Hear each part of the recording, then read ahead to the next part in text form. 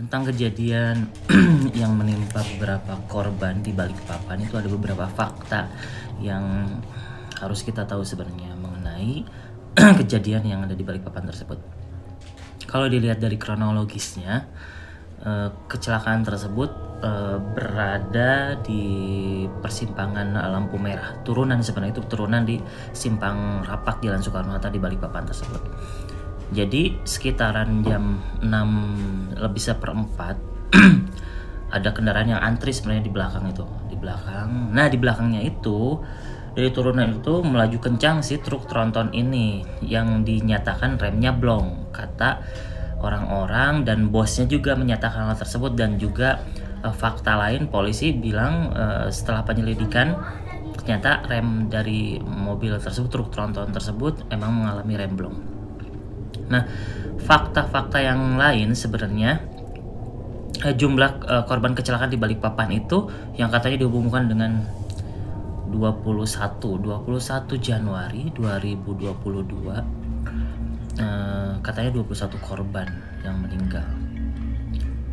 Dan itu juga yang mengherankan sebenarnya, kenapa ada 21 dan angka 21 itu selalu terhubung. Jadi ada misteri di situ sebenarnya.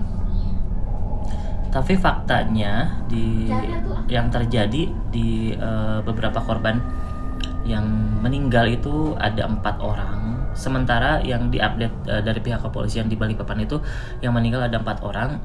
Sementara yang luka berat dan luka ringan itu ada 30 orang. Jadi totalnya 34 orang. Dan juga fakta yang lain mengenai angka 21 ini, yang terlibat kejadian ini ada 21 kendaraan yang salah satunya adalah truk tronton ini. Jadi 21 kendaraan ini rinciannya ada 6 mobil dan 14 motor dan 1 truk tronton yang menabrak tadi. Jadi totalnya 21. Ada apa dengan angka 21 ternyata? Dan juga ada beredar hoax yang menyatakan bahwa ada seorang anak kecil yang selamat dari kecelakaan. Emang selamat orang tuanya tapi meninggal. Maksudnya tidak dalam kejadian tersebut tertabrak tronton tadi, lalu orang tua yang meninggal, anaknya selamat, bukan. Yang hoax tersebar ini adalah kondisi di mana anaknya emang tidak ikut dalam mobil, tapi orang tuanya yang dalam mobil tersebut berdua, suami dan istri, meninggal di tempat. Dan sebenarnya nggak boleh truk tronton itu dalam peraturan wali kota tuh jam 12 sampai jam 6 itu maksimal boleh lewat di jalan utama tersebut. Dan sebenarnya harus berhati-hati dengan jalan raya.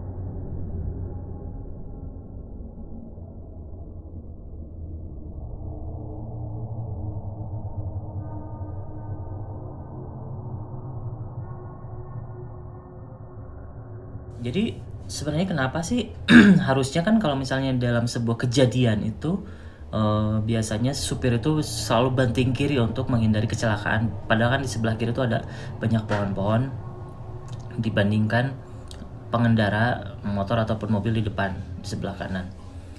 Ternyata setelah penyelidikan oleh pihak kepolisian, ditanya kepada supirnya, dia nggak banting kiri itu karena dipanik, kaget dengan kondisi rem blong. Padahal dengan beberapa fakta yang terjadi, yang muncul di publik itu, menurut bosnya juga, si truk tronton ini sudah dikasih tahu bahwa ada masalah di pengereman, si truk tronton ini, tapi si supirnya tuh malah bandel. Katanya seperti itu fakta dari bos-bosnya yang tersebar itu.